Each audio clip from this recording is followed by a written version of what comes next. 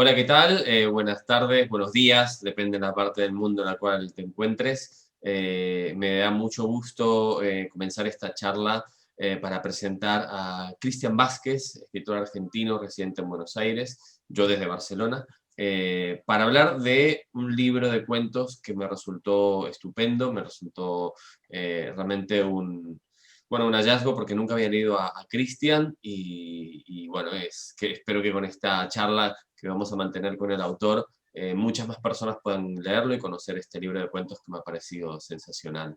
Eh, bueno, voy a comentar un poco quién es Cristian Vázquez, una pequeñísima líneas biográficas, ¿no? Que nació en 1978 en Florencio Varela, ¿no? Que estudió periodismo en la Universidad Nacional de La Plata y que también vivió en Madrid. El hecho de que haya vivido en Madrid también tiene que ver un poco con ciertos aspectos del libro que presentamos ahora mismo. Y bueno, publicó varias novelas, ¿no? Bueno, Támesis, El lugar de lo vivido, el ensayo contra la arrogancia de los que leen y el libro de cuentos Los elefantes saben olvidar, de la editorial, publicado durante este año por la editorial Baltasara de Rosario, ¿sí? Y justamente Liliana Ruiz, la editora de Baltasara, bueno, nos quiere bueno, regalar unas palabras, ¿no? En relación a este libro, y bueno, damos paso ahora mismo a las palabras de Liliana. Hola, buenas tardes y bienvenidos. Hoy presentamos el libro de cuentos Los elefantes saben olvidar de Cristian Vázquez. Muchas gracias, Franco Chiaravalotti, por tus palabras. Un lujo tenerte como presentador. Creo que es importante explicar brevemente el recorrido que tuvo la obra hasta ser publicada. Una vez por año, el sello Baltasar Editora de la ciudad de Rosario, Argentina, abre convocatorias editoriales para argentinos residentes o no en el país y para extranjeros con residencia en Argentina. Las obras seleccionadas se publicarán al año siguiente. Se evalúan las obras preservando la identidad del autor o autora y los 3 evaluadores que intervienen son editores y escritores de destacada trayectoria. En la convocatoria del año 2019, Narrativa Cuentos de Baltasar Editora, las 2 obras ganadoras sobre un total de más de 100 presentadas fueron Boap de Nadia Isaza y Los elefantes saben olvidar de Cristian Vázquez, ambas al mismo nivel de calidad. Espero que disfruten de esta presentación en la que se unen las ciudades de Rosario, Buenos Aires y Barcelona. Muchísimas gracias a todos. Bueno, muchas gracias, Liliana. Y bueno, acá tenemos a Cristian, tengo muchas ganas de hablar con él, de hacerle preguntas sobre el libro, sobre los elefantes saben olvidar. Realmente, como comenté antes, me pareció un libro de cuentos estupendo. Una de las cuestiones que más destaco el libro es no solo las cuestiones argumentales, las historias, sino también el estilo, ¿no? Y ahora quiero que Cristian también me cuente un poco sus influencias. De dónde surgieron los temas también. También hay una cuestión que tiene que ver desde el punto de vista yo creo que Cristian está muy atento a los detalles del día a día, de la cotidianidad de los personajes, ¿sí? Que les generan unas epifanías o un darse cuenta de muchas cuestiones desconocidas de su mundo interior y de su pasado también, ¿no? Es algo que se encuentra presente en casi todos, en todos los cuentos, que son ocho cuentos, ¿sí?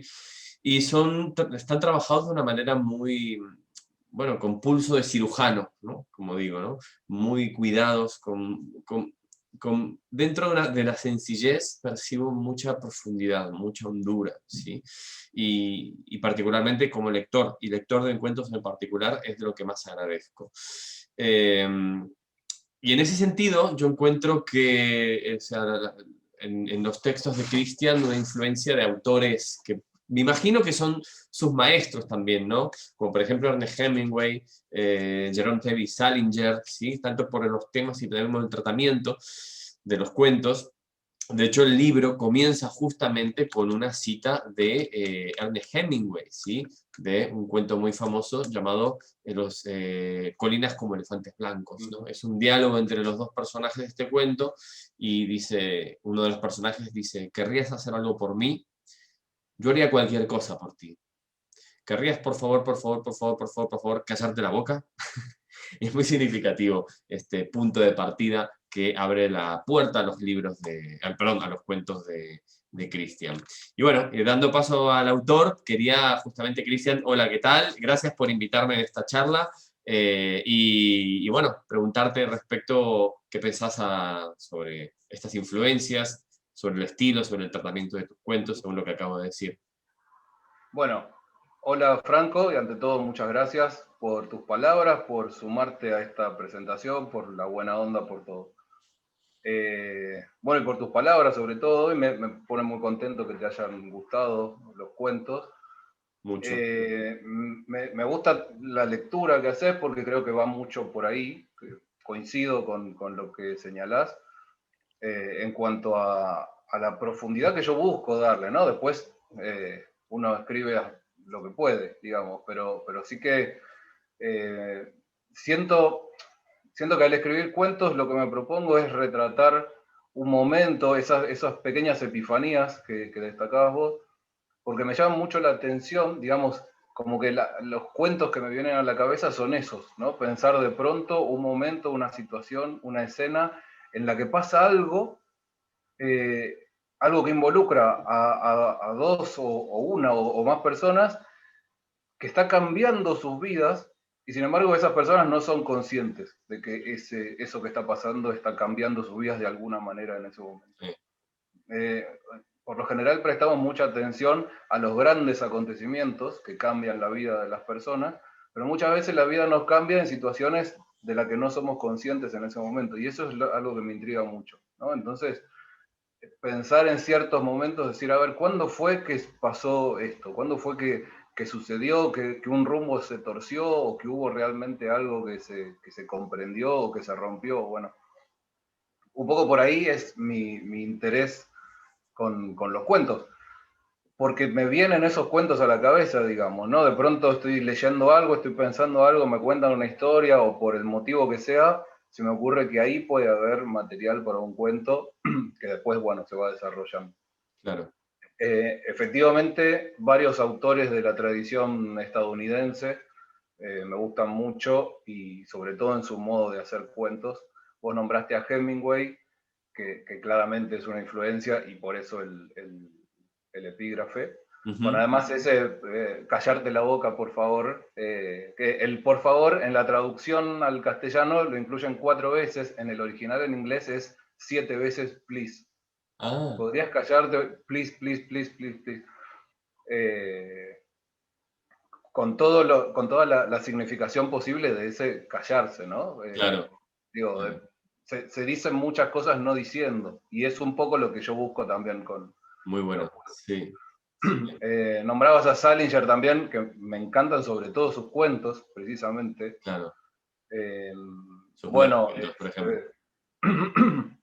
Flannery O'Connor también es una autora que me encanta. Y si bien siento que lo mío está, a ver, humildemente, ¿no? Y con todas las distancias del caso, está más cerca, lo que yo intento hacer está más cerca de Hemingway que de Flannery O'Connor, pero su influencia está ahí presente. Claro. Y luego, por supuesto, la tradición argentina también, con Borges y todo lo que viene debajo, digamos, ¿no? En la pirámide nuestra. Sí. Pero bueno, esas serían un poco las influencias principales y las búsquedas al momento en que me pongo a escribir cuentos.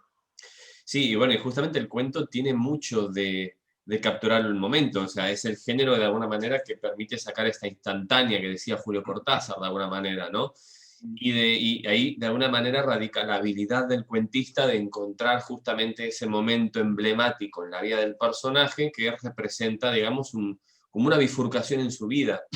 Y yo lo que destaco de tus cuentos de Los elefantes saben olvidar es que capturás el momento exacto, pero cuando todavía cuando el cambio es inminente, cuando hay hay algo latente que puede que el cambio dramático o trascendental del personaje ocurrirá justo cuando termina el cuento, ¿no? Y eso para mí es de agradecer porque justamente a mí me permite como lector intervenir activamente en el acto de lectura, ¿no? Por ejemplo, bueno, uno de los cuentos que más me gustaron, la verdad me gustaron todos, ¿no? Y generalmente suele pasar como los discos, que a veces hay una canción que te gusta más o que te gusta menos, ¿no? Salvo el álbum blanco de los Beatles, que me gusta hasta Revolution 9, ¿no? Por ejemplo, ¿no? Pero en este caso todos los cuentos son 8, están muy, o sea, trabajados con mucha finura, pero uno de los que más me conmovió es en La casa de mis sueños, ¿sí? Ajá. Es un cuento precioso en el cual, bueno, creo que el tema es la exploración de los recuerdos, cuánto en esos recuerdos, y acá está un poco lo que comentabas con lo de la cita de Hemingway, ¿no? ¿Cuántos de esos recuerdos se van construyendo a partir de silencios, ¿no? Ujú. Al final los silencios acaban teniendo más fuerza que las palabras o que o sea, que lo no dicho, acaban construyendo más el mundo que lo dicho. Y eso Sí, creo que sí, sí. pasa en La casa de mis sueños justamente. Ujú. Y lo conseguís a partir de algo muy sencillito, muy básico, o sea, un encuentro con hija, madre, abuela y tía, recordando al padre muerto, nada más. Mm, En una escena creo que no dura más de una hora, ¿no? ujú. Y la verdad que con esa instantánea que me permitas evocar mucho más, justamente el iceberg de Hemingway, ¿no? Que solía decir, a mí me permite disfrutar como lector. ¿Mm? Ujú. Sí, sobre todo en el caso de las historias familiares se da esto, ¿no? De los silencios y Sí, de esas mitologías que se van construyendo sobre silencios o sobre recuerdos distorsionados, ¿no? Porque uno por ahí de chico escuchaba ciertas historias y después dejó de escucharlas porque, no sé, dejó de hablar tanto con sus padres o con sus tíos o dejó de estar en lugares, pero a lo largo de la vida uno se transforma en una persona adulta y esas historias se siguen desarrollando y a veces toman unos cursos completamente inesperados total. y a veces, no siempre, pero a veces se da la situación de confrontar esa mitología que se fue generando con los años con la realidad. Mm. Entonces, ese tipo de choques también me interesan mucho. Digamos, es uno de los tantos posibles orígenes de estas epifanías que se pueden producir. Sí, Eh, sí, eso pasa y ese también. cuento, una cosita, ese cuento en concreto está dedicado a una amiga que se llama Susana López Corcuera, que vive en Madrid, que el cuento surge a partir de una conversación con ella. Ella me contó una historia que la verdad que ya no recuerdo los detalles de esa historia, pero a partir de esa historia yo empecé a fantasear con otra historia y terminó siendo este cuento.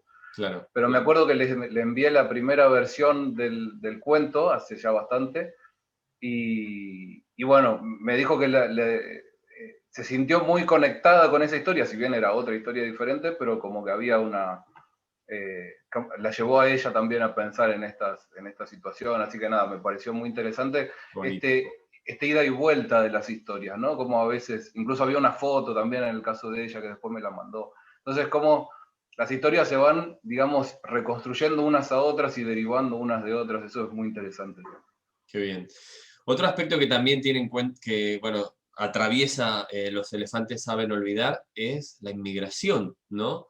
La Ujú. inmigración desde el punto de vista de la lejanía, la nostalgia de la tierra lejana que tenemos lejos. Yo que estoy en Barcelona, vos en Buenos Aires, que es algo que también siento muy presente, ¿no? Y no solo en cuanto a digamos, la inmigración, sino también el exilio o la nostalgia que genera la tierra lejana, sino también el tratamiento o digamos, la relación que tenés con el lenguaje, ¿sí? Porque, por ejemplo, personajes que aparecen en el cuento Stansted, un cuento muy interesante en el cual hay un personaje que está esperando en la cola de algo tan nefasto como Ryanair, ¿no? Que tiene sus particularidades, que es una compañía de bajo costo, ¿no? De low cost, ¿no? Que se suele Sí. decir. Y, y bueno, de repente el personaje, después de tantas voces que va escuchando por ahí de tantos idiomas, como que resalta de una manera muy potente un acento argentino que se escucha ahí a lo lejos, bueno, ahí cerca, en medio de la cola, en la multitud, ¿no? Y bueno, ahí de alguna manera como el que el personaje que vive en el extranjero y que, bueno, siente que esa cuestión de la nostalgia por la tierra está latente, de repente comienzan a aparecer estas cosas, ¿no? Lo mismo pasa también en Los elefantes saben olvidar, ¿sí? Que en este caso es una pareja que regresa a Buenos Aires después de haber pasado por España. También creo que en el cuento En la India esto no vale nada, también hay un vínculo entre un argentino y una española, ¿sí? Nada, mi pregunta básicamente es comentarte un poco qué influencia tiene toda esta cuestión en este libro y también en tu escritura en general. Bueno, en particular, estos cuentos fueron escritos, si bien son 8 cuentos y es un libro breve, digamos, son cuentos bastante breves en general, hay muchos años, digamos, abarcan muchos años, porque el más antiguo es la primera versión, la escribí en 2008, y ¡Wow! el último en 2019, pocos meses antes de presentarlo a la editorial, a Baltasara. ¿Cuál es Entonces el más atraviesa, antiguo? el más antiguo es el primero, Como pasa el tren. No pasa el tren. Mm. Sí. Que hay incluso una referencia histórica que no voy a revelar, pero como que da la pauta de en qué momento Sí, está lo sucediendo. vi. Entonces atraviesa todo el periodo en el que yo me estoy por ir a España, me voy a España, vivo allá y vuelvo a la Argentina. Claro, Entonces la cuestión del idioma no es nada menor para alguien que se va a vivir a otro país, total. como tu caso y como fue el mío, sobre todo cuando nos dedicamos a escribir y sobre todo cuando nos vamos a otro país donde se habla el mismo idioma, pero con unas formas que en muchos sentidos es distinto, ¿no? Sí, Porque, pues, yo hablo con amigos que están viviendo en países donde no se habla en castellano y su modo de cambiar la relación con el propio idioma es totalmente distinto que si te vas a España. claro. O si te fueras a México o a cualquier otro país donde también se habla Habla en hispana, español. sí, sí. Entonces es un tema central y por ejemplo ahí en algunos de estos cuentos que nombraste, uno de los personajes dice, es raro, todos hablan, bueno, la pareja que vuelve a vivir en Buenos Aires, en Sí, Argentina, dice, es raro, todos hablan en argentino. Y es algo que a mí me pasó, esa sensación de extrañeza que de pronto ir en el subte y decir, ahora todos los que tengo alrededor hablan más o menos como yo, cosa que me había desacostumbrado, ¿no? Siempre totalmente. era yo el extranjero, era yo el raro.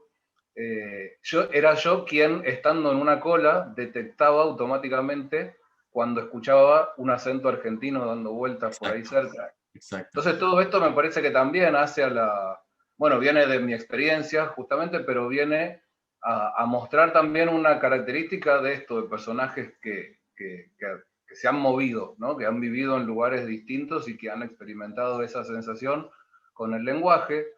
Y bueno, los cuentos están hechos de lenguaje, entonces me parecía interesante retratar de alguna manera esas tensiones, esos intercambios Sí, y no, está muy bien retratado, sí, sí. esas perplejidades, ¿no? Que se producen en esas situaciones. Sí, sí, esto es algo que un poco también es un tema que a los escritores argentinos que estamos viviendo en España en general, o cualquier otro país de habla hispana, pero ahora particularmente en España, es como que nos preocupa, nos inquieta, o sea, ¿qué relación tenemos con el lenguaje? No sé, lo suelo hablar con escritores, por ejemplo, Marcelo Luján o Florencia del Campo, que Florencia, por ejemplo, tiende a escribir más en castellano argentino, Marcelo todo lo contrario. En mi caso yo depende según el tipo de historia, ¿sí? Pero a veces a veces se te escapan gallegadas cuando quieres escribir cosas en argentino, ¿no? Me pasó, por ejemplo, también, bueno, cuando publiqué con Baltasara, bueno, a veces había cosas después de tantos años que te van saliendo, ¿no? Por eso es una especie como de conflicto constante, ¿no? O sea, de qué manera separar, ¿no? Los registros de acuerdo a Sí, lo que sí, uno quiera contar, ¿no? sí, Pero en sí. tu caso, yo creo... No, Si ya de por sí nunca es inocente el lenguaje, el léxico que uno usa, el habla que utiliza, mucho menos inocente en el caso de quien, como tu caso o como el mío en su momento, vive en otro lado, estás como todo el tiempo preguntándote qué palabra usar. sí, Si usás la correspondiente a España en este caso, o si decís la Argentina. Yo hablaba con amigos argentinos allá y a veces decíamos, bueno, iré a tomar el autobús.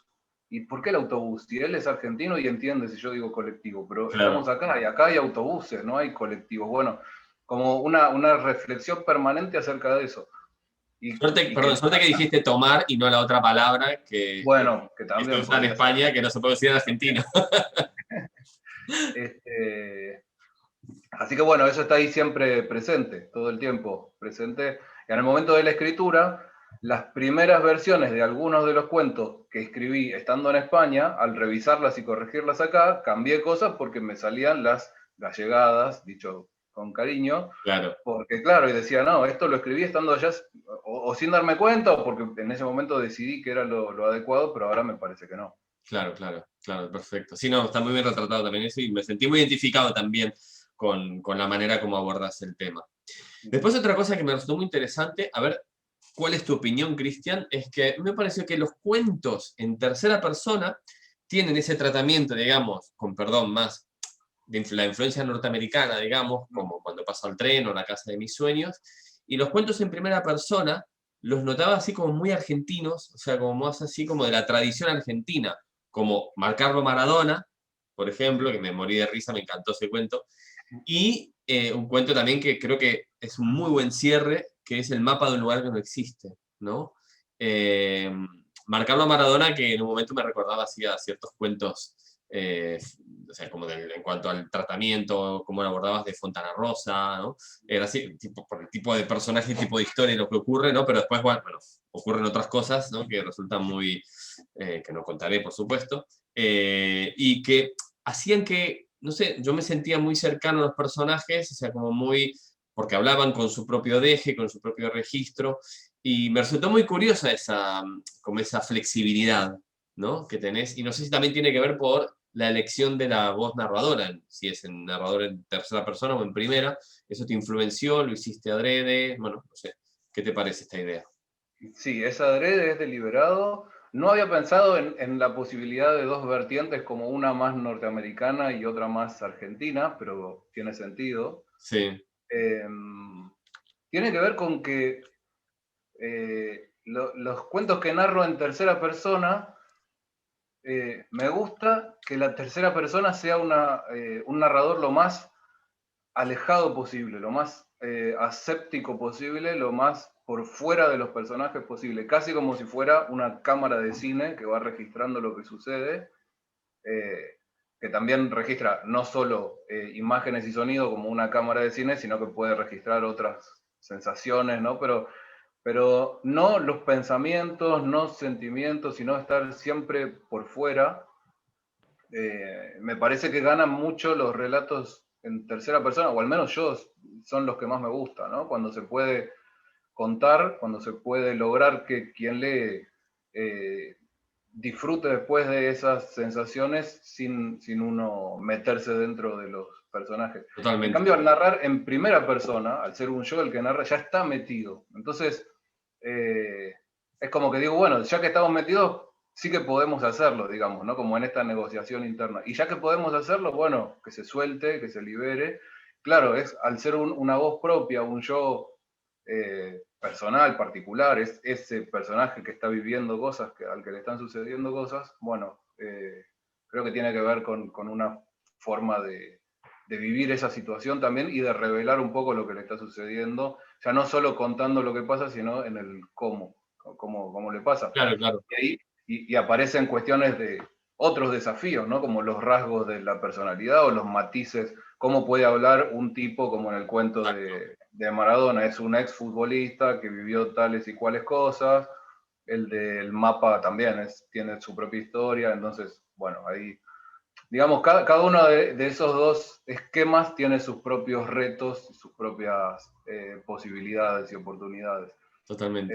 Eh, y no sé, no sé si me gusta tanto la idea de pensar que todos mis cuentos van a dividirse, no sé, los que siga escribiendo en el futuro, como que va a haber dos grupos, pero en una de esas sí, no lo sé, no lo sé. Ya irías Creo viendo. que también depende de las necesidades por ahí de cada historia, entonces en el futuro me pongo a escribir historias que necesitan otro tipo de estilo, de enfoque, de narración, y entonces salgo de ahí. Pero bueno, el caso, y sí que, si no me equivoco, son 4 y 4 en este caso. Sí, Así que bueno, me gusta que al menos está bien haya ese, equilibrada la cosa, sí. claro, que haya ese equilibrio, sí, sí. Sí. No, bueno, está bien. Y por ejemplo, el último cuento es Es muy así como de trama, ¿no? También, ¿no? Por el relato. Es un relato que escucha otro personaje y después, Ujú. bueno, se genera así como un giro muy interesante, siempre a partir de los registros diferentes en las voces de los personajes. Y eso también es de destacar, ¿no? Porque hay que trabajarlas las voces, ¿no? Y yo creo que están, suenan muy convincentes, ¿no? Propia de cada persona. Bueno, no sé cómo estamos de tiempo, si no vamos, yo creo que pasaron más de 20 minutos, Creo que sí, pero bueno, pero bueno, nada, te eh, digo una cosita más si querés sí. antes de que cerremos, que es ese último cuento, fue el último que escribí también, así que hay un sentido Ah, bastante buenísimo. cronológico, pero parte de una idea que tuve durante un montón de tiempo, como 15 años, el Sí, punto de partida del cuento, digamos, el origen, este hallazgo de un personaje que supuestamente no existe, pero que parece que sí, de pronto, porque hay llamadas telefónicas y no sé qué, sí. es ese punto de partida, se me había ocurrido hace un montón y decía, me gusta mucho, creo que hay una historia ahí, y estuve años con eso en la cabeza sin saber exactamente cuál era la historia que estaba ahí de fondo, Ajá, hasta que con el tiempo fui encontrando la forma, una posible trama, como decía, porque ahí sí que hay un poco más de trama, sí. y eso fue dando lugar a los personajes y a sus voces y demás, así que bueno, me parecía O sea, un como que dato interesante también. lo estabas escribiendo en segundo plano durante mucho Al- tiempo hasta que un día ¡plup! Surgió, ¿no? algo así, que en realidad en el fondo es lo que hago siempre, lo de escribir en segundo plano, digamos, solo me siento a escribir una vez que ya lo fui escribiendo durante bastante tiempo en Qué segundo bueno. plano.